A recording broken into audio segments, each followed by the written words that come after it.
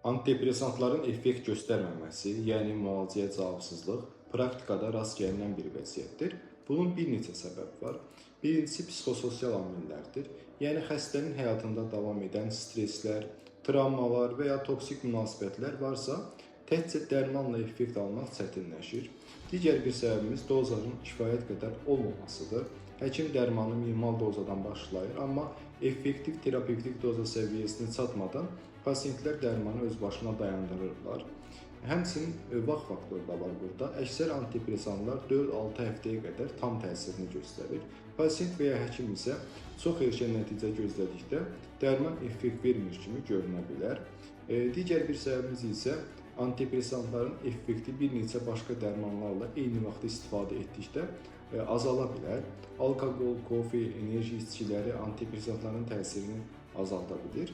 Həmçinin xəstə dərmanı vaxtaşırı unudursa, öz başına dayandırırsa və ya dozanı azaldırsa, effekt azalır. Antidepressantlar gündəlik və stabil qəbul edilməlidir.